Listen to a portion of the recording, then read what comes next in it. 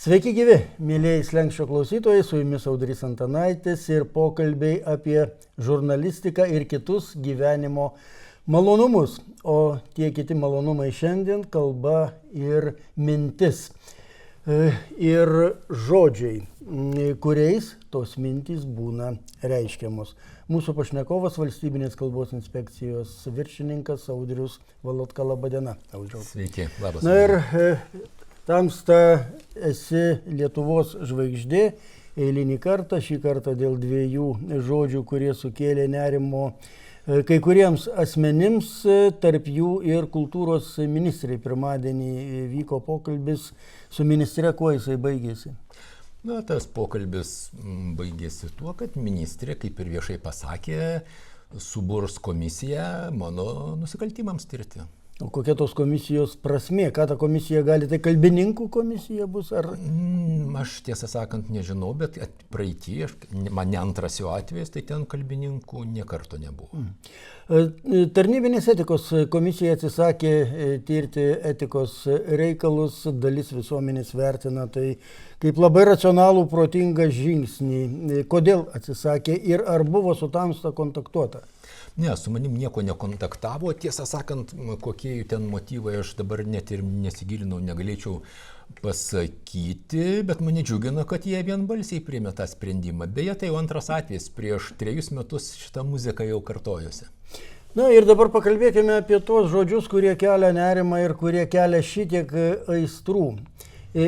Atrodo panašu į dvigubus standartus Lietuvoje. Vieni žodžiai geri, kiti negeri a priori, nors semantikos specialistai labai aiškiai sako, viskas priklauso nuo konteksto. Gal tikrai atėjo laikas diskusijai apie žodžius, o ne principo ad hominem taikymo? Tai visiškai sutinku ir šitą klausimas jisai nėra naujas, yra buvę bylų, mes žinome aukščiausiojo teismo poziciją, taigi teisiškai tarsi ir nieko nebūtų galima prisikabinti, bet gyvenimas, kaip ir genys, yra margas ir yra visokių situacijų, kada mes turime, elgtis kažkaip protingai. Iš teisinės pusės tarsi, jeigu pasakiau ten čigonas, mes žinome, aukščiausiasis teismas yra tai išaiškinęs. Viskas čia yra gerai, jeigu aš kokio nors neprikergiu šlikštaus dar kokio šalia dalyko. Dabar, jeigu privačioj erdvėj bendraujame, tai reikia kažkaip protingai elgtis. Sakykime, aš savo studentams iš Nigerijos ar Kamerūno, tikrai nesakysiu ten, tu negre toks ir toks. Galų gale gyvenime mes taip ir nekalbam, nesakom Audry, lietuvio Audry. To nebūna, čia tokios jau sukurtos, susigalvotos situacijos. Bet ypač jeigu tasai žmogus, žinau, kad jis jautriai tai reaguoja, tai aš tikrai to nedarysiu. Ir dar vienas atvejis, kuris nėra aptariamas, bet aš manau irgi reikėtų jį kažkaip aptarti ir pagalvoti. Redakcinė pozicija. Įsivaizduokime, ateinu štai čia ir tu man sakai, mano va šitose pokalbiuose, mano tokia redakcinė pozicija. Mes sakome Romai. Audriau, ar tu sutiktumai sakyti Romai, o čigonas sakyti tik tai, kaip jau objektas aptarimo analizės. Ir aš, kaip sakoma, svečiuose laikausi šeimininko taisyklių. Nesvarbu, kaip aš kitur elgčiausi. Ir tada sakau, gerai, Audry, mes šitoje laidoje laiką sakykime Romai, o jeigu aš su tuo nesutinku, aš tiesiog netinu pas tave. Ar ne? Kam reikalingas kažkoks konfliktas ir kažkokia įtampa. Taip tikrai mes galėtume pagalvoti. Štai šiandien kaip tik pasižiūrėjau labai puikų dokumentą BBC Style Guide. Tos gairės jų stiliaus. Ir jie tenais džipsis ramiai vartoti, jokių problemų. Bet jeigu Rytų Europa, Roma. Įsivaizduoju, kaip įdomu. Jie tos dalykus yra suskirstę.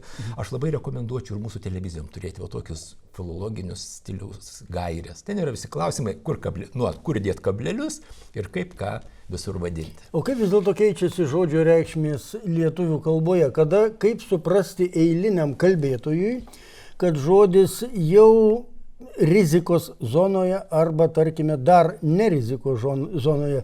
Dėl žodžio čigonas, aš manyčiau, kad daugelis net galėjo neįtarti, kad jis jau kažkur artėja prie rizikos zonos, nes mano manimu jis net neartėja, kadangi dalis pačių čigonų save vadina čigonais, kaip ir dalis Romais vadina. Na, dėl negro tarkime, galbūt sudėtingesnė situacija, nes dabartinėme lietuvių kalbos žodynėje atsirado tas prierašas, kad tai menkinamoji reikšmė. Bet eilinis vartotojas turbūt netaip dažnai atsiverčia tą žodyną arba įeina į internetą ir žiūri. Kaip jisai gali sužinoti, kad, pavyzdžiui, negalima sakyti invalidas, o jau reikia sakyti neįgalusis, nors reikšmė absoliučiai ta pati. Neįgalus tai ir yra invalidas. Lygiai ta pati žodžio daryba, tik tai... Tai jau gal dabar jau su negalia jau kažkaip, net dabar jau dar, kitaip tariant, ieškome to, ko nepametę. Taip, praeis dar keletas metų, dar susigalos kokį junginį ir paaiškės, kad tas yra negeras.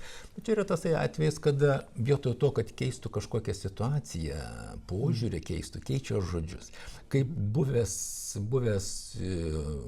Romų bendruomenės pirmininkas ar ten vadovas Tyčina, tokia pavardė. Kaip jis sakė, vadinkite mus čigonais, mums svarbu, kaip jūs su mumis elgiatės. Jo vadovaujama organizacija, čigonų laužas buvo, man atrodo. Tai šitas dalykas yra svarbus, o tai, kad mes pakeisdami tuos žodžius kažką pakeisime, čia yra tas leftistinis požiūris, kad kaip Jungtinėse valstijose, jeigu tu į psichologijos žurnalą nusiųsi straipsnį, kur vartosi įvardžius hi ir ši, tai net nepriims to. Net nesvarstysi ir nežiūrėt. Taip, ten visokias, ten kažkokie S, ten skerstas ištirosius brūkšnys, hi, kažkokį tokį hybridą tokį vartoti. Tai yra nesąmonė iš tiesų, tai yra visiška nesąmonė ir tai yra tiesiog leftistinės ideologijos įsisiautimas. Dabar ar tam žmogui surasti, nesurasti, kai paduosi teismą ir teisme tada jis sužinos. Na taip, bet tai gana gali skaudi patirtis būti. Taip. Ir vis dėlto yra, tarkime, žodžių, kurie išeina iš apyvartos tyliai, bet šiek tiek skausmingai. Na, tarkime, jie tampa nemodernus ir nepopuliarus. Na, patriotizmas. Dabar lyg ir negerai sakyti. Pavyzdžiui, vėl Lietuva lietuviams istorinis šūkis tampa lyg ir nepatogiu, nepaisant konteksto. Nors, tarkime, šūkis Vilnius visiems yra, mano galva, daug pavojingesnis, kadangi šūkis visiems reiškia Vilnius Putinui. Ar čia kaip Angela Merkel, tas pats. Ateikite visi, ateikite 2 milijonai, ar ne? Atėjo, dabar gali džiaugtis, kaip atėjo. Jeigu mes apie tą šūkį kalbame, viena yra ta teisinė pusė, teismas yra išaiškinęs. Lietuviams čia nieko blogo. Aš apskritai manau, kad mūsų laikas išlysti iš tos etnoso sąmonės. Ir mes supras, kad Lietuva tai yra pilietinės tautos kuriama valstybė. Pilietinės tautos. Karaimai yra tie patys pilietiniai lietuviai. Ne? Kas beturėtų Lietuvos pilietybę ir kiekvienas žmogus, jis yra pilietis, jeigu kiekvieną mielą dieną savo veikimu jisai kuria Lietuvą. Jis yra pilietis. Ir aš manau, kad tai, kas parašyta Konstitucijoje, tai yra pilietinės tautos apibūdinimas. Man regis kažkas apie tai yra rašoma konstitucinės doktrinos tame didelėme leidinyje, bet mintinai nepamenu, ten lygtai ir net ir konstitucinė tauta kažkaip tai paminėta.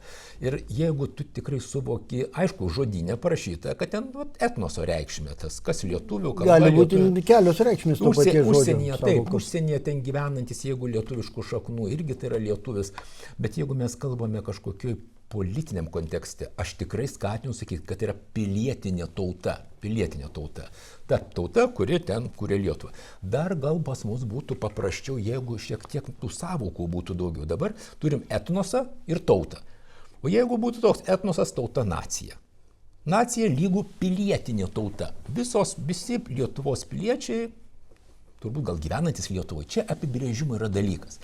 Ir plačiausia savoka pilietinė tauta, joje yra ten lietuvių tauta, etnosas, kažkaip tokios, mes jeigu susidėliotume, gal visą tai būtų paprasčiau, bet dabar tos yra jau taip neaiškiai parašyta konstitucija, lietuvių tauta prieš amžių sukūrusi valstybę. Tuo metu tautos kaip tokios nebuvo iš viso. Tauta atsirado 19 amžiuje. Tai tos savokos perpainiotos kažkaip gal populistiškai rašė mūsų konstitucijos tėvai.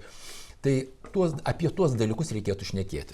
Gal ne tiek populistiškai, kiek iš tikrųjų reikia iki nacijos augti, kadangi daug šimtmečių mes turėjome kurti pačią tautą, kuri buvo draudžiama. Taip. Tai tauta irgi yra dar kūrimosi stadijoje. šiuo metu ir iš tų kalbos diskusijų mes kaip tik tą labai pastebime. Tauta kuriama per kalbą, o kalba yra kryžkelėje, kadangi kalba yra dabar kaip ta moneta, kurią bandoma iškeisti. Vadinasi, vienų žodžių vartoti ir sąvokų negalima, o kitus reikia vartoti šitaip. Ir diskusijos apie tai nėra, nes dar kartą grįžtų prie to, kad vyksta ad hominem toksai ataka. Ir gąsdinimas sankcijomis, be jokios abejonės. Tai gąsdinimas sankcijomis tiems, kurie turi tam tikrą padėtį, kaip tamstai. Jeigu aš būčiau atviras leftistas, man jokių problemų nekiltų. Su kuo sutinku. Taip. Čia yra viskas nukrypę vieną pusę ir aš tikiuosi, kad tas balansas artimiausiais metais sugrįš. Bet kaip paaiškinti, kad taip atsitiko? Ar čia vis dėlto yra vakarų mada? Ar mes patys jaučiame kažkokį pavojų? Kad pasidarė taip blogai, ar kad pagerės? Na, kad pasidarė taip blogai. Iš pradžių, kad pasidarė taip blogai. Beždžionėjimas, baudžiauniko sindromas. Kas kitas kažkur kitur visada yra gudresnis, pranašas ateina iš toli, ar ne? Jeigu kažkas vakarų Europoje, tai visada yra tik gerai, nors dabar jau akivaizdžiai matome, kad toli gražu negerai, kad šitas leftistinė ideologija tiesiog žlugdo Europą, lygiai kaip ir ten visokie ten kitokie panašus dalykai. Mes matome tuos getus, į kuriuos policija nedrįsta įeiti, užsimerkėme, ignoruojame. Atitrukimas nuo tikrovės. Visiškai prisiminkime, kaip gerai prisimename sovietinius laikus.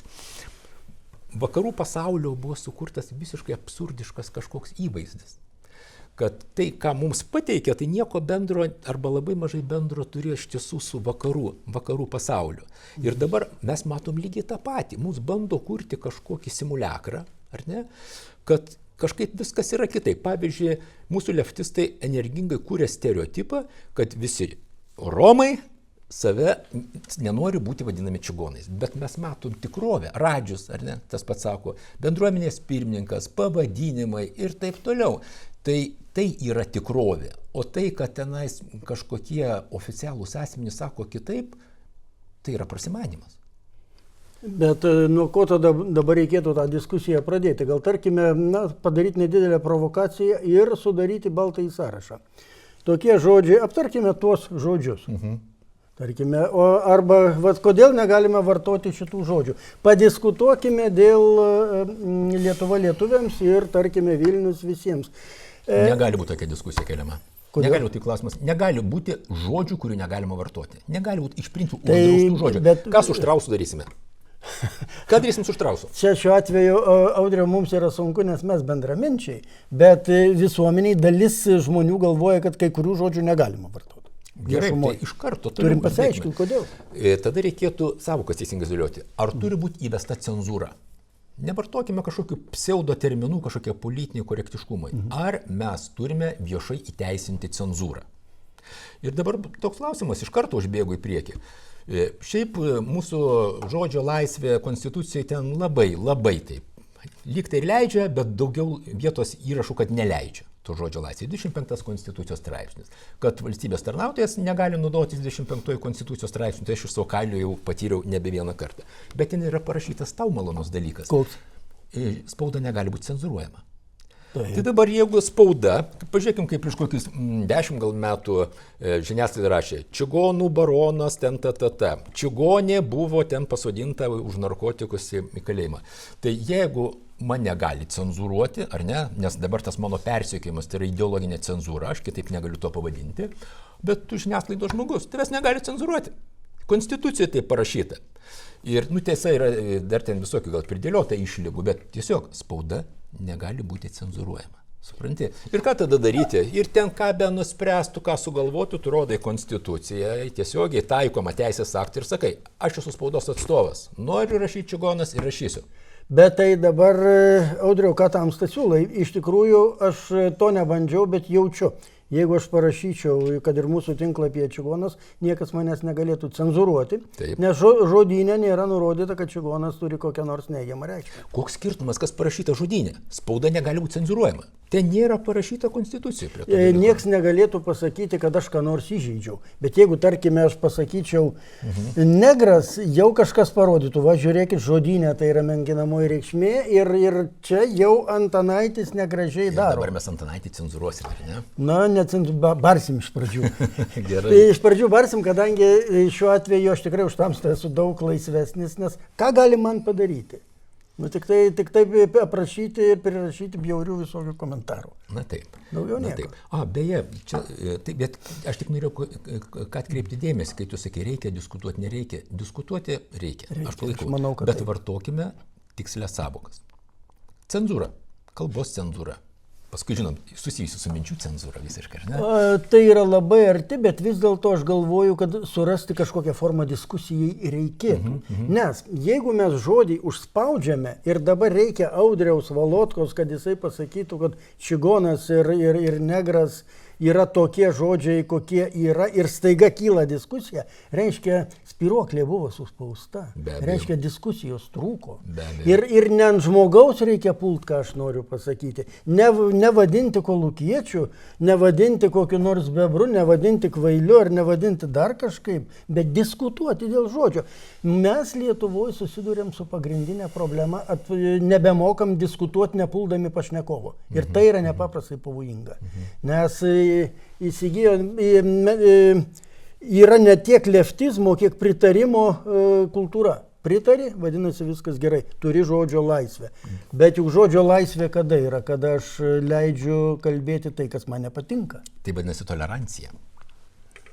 Tai be viso kito. Gerai, tolerancija, sakysime, bet aš tai kaip žurnalistas sakyčiau, žodžio laisvė. Tai yra žodžio laisvė. Taip.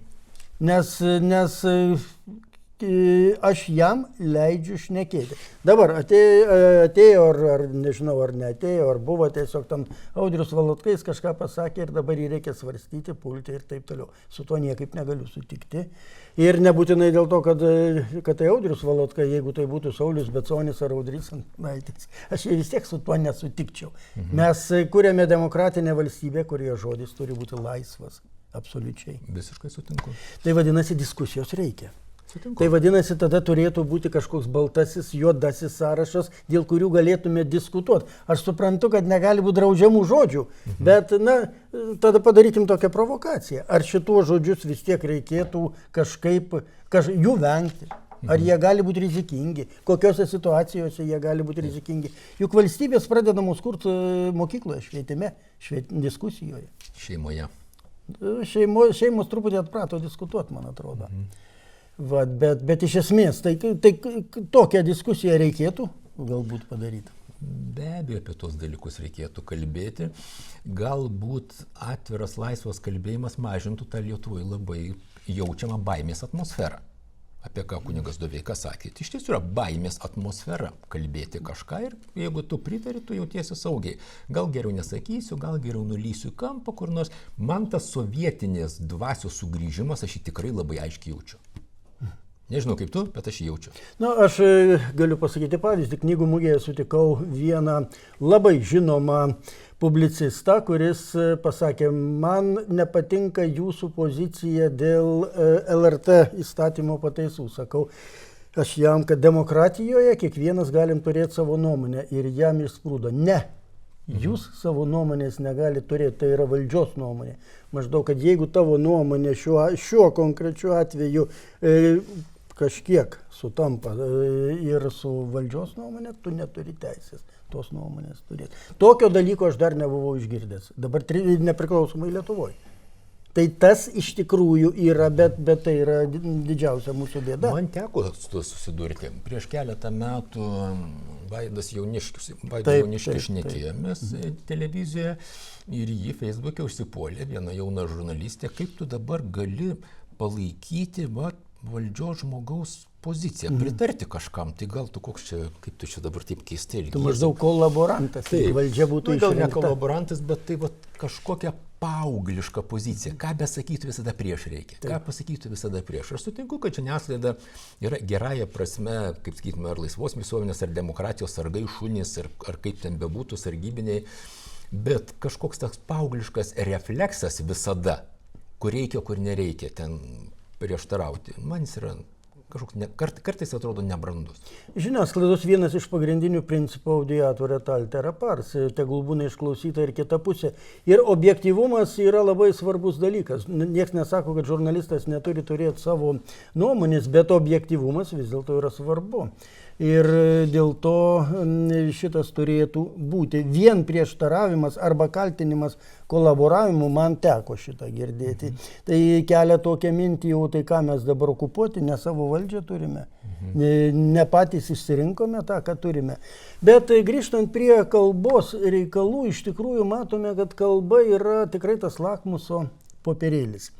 Ir žodis vis dėlto remiasi ir į tą kalbos politiką, į mokyklą, į vartoseną bendrąją, į kalbos politiką. Kalbos politika ir kalbos teisės aktuose šiandieną yra koks nors judesys ar vis dėlto štilis? Yra tam tikrų judesių.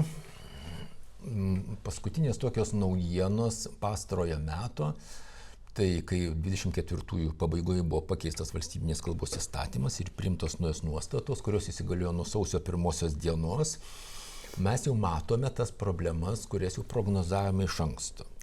Kad post factum tik tai darbas, pavyzdžiui, kalbos inspekcijos darbas, jisai yra nenašus, nes labai tenka į tai investuoti daug laiko, judinti kitas institucijas, judinti verslą, o jeigu būtų daugiau prevencijos, tai tas dalykas kažkaip geriau pajudėtų. Konkretus dalykas tai yra inspekcijos dar prieš metus pateiktas siūlymas kelių transporto kodekso keitimui.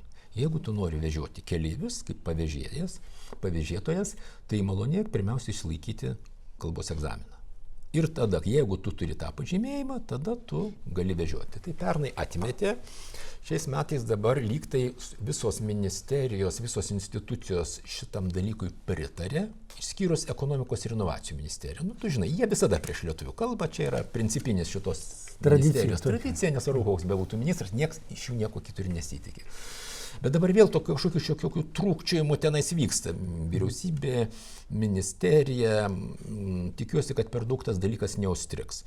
Ir jeigu taip iš tiesų būtų, tai būtų labai sveikintina. Tai neveiktų atgalinė būdu, jau kam išduota, bet žvelgiant į ateitį, tai malonėkite pirmiausia išsilaikyti. Atvirai pasakysiu, kad Susisiekimo ministerijos toks pozityvus požiūris, nors ir iš antro užėjimo, jisai džiugina. Kitaip tariant, Audriau Tamsta kalbėjo apie tos taktinius dalykus valstybės gyvenimo prasme, kurie yra ir pozityvūs. Taip. Bet jeigu mes kalbėtume apie kalbos tvarkybos reformą, kuri tokia turi didelę, ilgą, žilą barzdą, aš nežinau, kiek metų jinai. Nuo 2006 liktai, Donatas Malinskas geriau pasakyti. Kažkas panašaus. Ir jinai vis jau lyg ir prie svarstymo priartėja, bet toliau nieko nevyksta. Kalbos tvarkytojai, kuriuos turime kiekvienoje savivaldybėje, jie lyg ir dirba, lyg ir nedirba, kam pavaldus nelabai suprasi, nes ar ir inspekcijai, ir plačiaja prasme komisijai, ir merui, ir lyg ir niekam. Kitaip tariant, jie irgi yra ta moneta, kurią bando visi iškeisti, bet iš esmės žinom, dirba savivaldybėms. Turbūt. Taip, nevyksta jokia diskusija dėl to. Nėra pinigų. Bet pinigų nelabai reikia. Reforma kaip parengta. Reikia. Kadangi kas yra? Kadangi subsidija, čia klausytojai, kad žinotų, visose savivaldybėse dirba savivaldybių kalbos tvarkytojai. Ir jų dalį atlyginimo moka subsidiją, kurią administruoja inspekcija. Kitaip tariant, per jūs eina. Per jūs eina tie pinigai. Tie kalbos tvarkytojai nėra nei ten darbo sutarčių sudaryta, nieko, nėra mums kažkaip tai pavaldus. Atskaitingi, bet nepavaldus. Ir kadangi ta subsidija jau kažkiek, gal 20 metų yra nedidinama. Tai va nuo 2006. Taip, o atlyginimai vis didėja, tai ta subsidijos dalis yra vis mažesnė atlyginime, o savivaldybių indėlis nenori turi didėti. Negali žmogui mažinti atlyginimo, darbo kodeksas dar neuždraustas.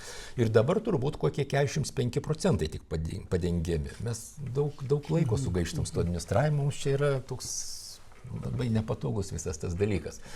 O iš tiesų ir valstybės kontrolė, ir kultūros ministerijos vidaus auditas ir aiškiai pasakė, kad kalbos inspekcija turi būti tvarkoma taip, kad jinai de facto dirbtų visoje Lietuvoje. Dabar mes dirbame Vilniuje, mesgi neturim pinigų, nei automobilių, nei kūrų, nei komandiruotėm ir jeigu reikėtų daug net registruotų laiškų siuntinėti, mums tiesiog pinigų tam nebūtų. Mes visiškai bažnyčios pelės esame, labai patys neturtingiausi, nes tai yra lietuvių kalbos reikalas. Nesitikėkim, kad tam pinigų kažkas skirs. Tai va, ir dabar, kai mes pasižiūrėjom paskutinį kartą, kiek tai kainuotų, tai tam reikėtų jau papildomai, kažkur jau ten taip arti milijono per metus. Tai valstybės mastu tai labai daug lietuvių kalbai? Kaip lietuvių kalba tai yra neįmanomai didelė suma. Jeigu tai būtų kažkokia mažumom, kitom kalbom, ten dar kažkam atsirastų iš karto. Čia kaip su stebėsenos projektu. Civilizuotos tautos visą laiką stebi, kokia yra kalbos būklė, kokios yra sociologinės nuostatos, o Lietuvai to nėra. 10 metais mokslininkai gavo pinigų, padarė tyrimą. 20 metais po 10 metų vėl pasisekė gauti truputėlį pinigų, vėl padarė tyrimą. Gali palyginti, kad labai, ypač jaunimo požiūris lietuvių kalba blogėja, žiauriai sublogėja. Sociolingvistinės Lietuvos panoramos toje studijoje. Ir kokios kažkodėl kitur, reguliariai kas porą metų tie tyrimai daromi. Nereikia kasmet, kas 2 metus. Tai tam pinigų, kiek tai reikėjo po 30 000 panašiai per metus, nėra tam. O štai tautinių mažumų departamentui daugiau negu 2 suma. Jokių problemų, prašome. O tai, kažkaip kaip lietuvių kalbai, tai aš net neturiu didelių lūkesčių. Vadinasi, kai šnekame apie kalbos politiką, tai situacija prasta, nes jinai susijus su finansavimu. Tai yra ne situacija, o politikų požiūris į kalbą. Taip, na gerai, tada, sakykime, įstrigusi kalbos tvarkybos reforma, konstitucinis kalbos įstatymas, kuris iš esmės praėjusios kadencijos Seime, jis buvo paruoštas. Netgi Seime, kuris nebuvo palankus lietuvių kalbai, dabar lyg ir palankiau atrodytų, turėtų būti. Buvo net 2 variantai geri paruošti. Taip. Kol kas jau artėja po truputį Seimo kadencijos vidurys, taip po truputėlį nepastebimai, nieko, jokio judesio. Ne, nepastebė jokio judesio. Jokio judesio nėra. Tai mes kalbame apie tai, kad nėra strateginių judesių, va tai kelia nerimą. Tai kelia nerimą ir vis dėlto nuo ko reikėtų pradėti, tai vėl klausimas. Mano galva vis tiek reikėtų pradėti nuo tos kažkokios diskusijos rimtos. Kaip išjudinti žmonės, kurie nori gyventi patogiai ir sukti palei mados vėjus. Audry, mūdus tam žinom, kaip ta visa virtuvė vyksta. Iš tiesų, diskusijos yra gerai, bet jeigu mes norime, kad konstitucinis įstatymas pajudėtų, mes žinom, turi būti stiprus pozicijoje dirbantis politikas, kuris imtųsi šitos naštos. Sudėtingos tikrai naštos.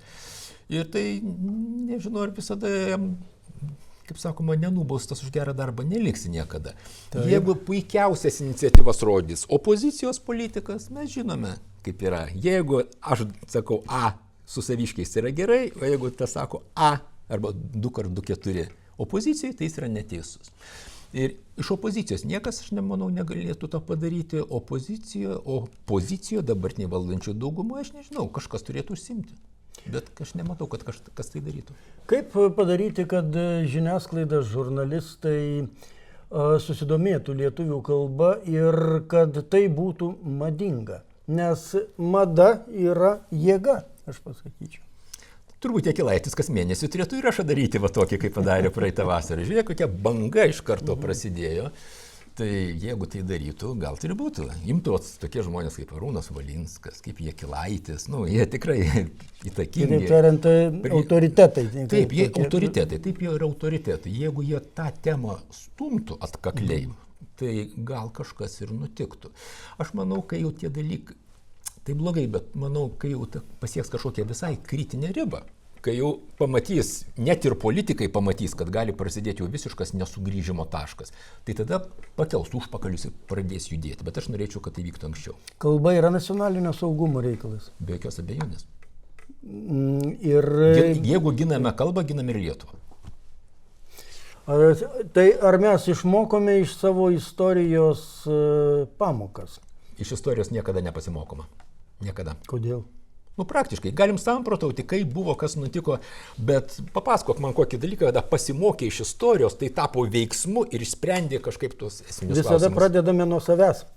Visada einame iki to taško, kada jau visiškai kritinis nesugrįžimo taškas yra jau prieš pat nosį. Ir tada pajudame. Gaila, bet turbūt mes jo dar nepasiekime šiandien. Nu, tai ne. Na ką, sieksime. Tai ačiū, Audriau, už pokalbį. Tikiuosi, kad tai ne paskutinis ir kad sveiki gyvi ir tose pačiose pareigose susitiksime čionai vėl. Tikėkime. Sėkmės. Sėkmės. Taigi, Audrius Valotka, Valstybinės kalbos inspekcijos viršininkas, Audrys Antanaitis, žurnalistų sąjungos pirmininkas Slengstis. Likite su mumis.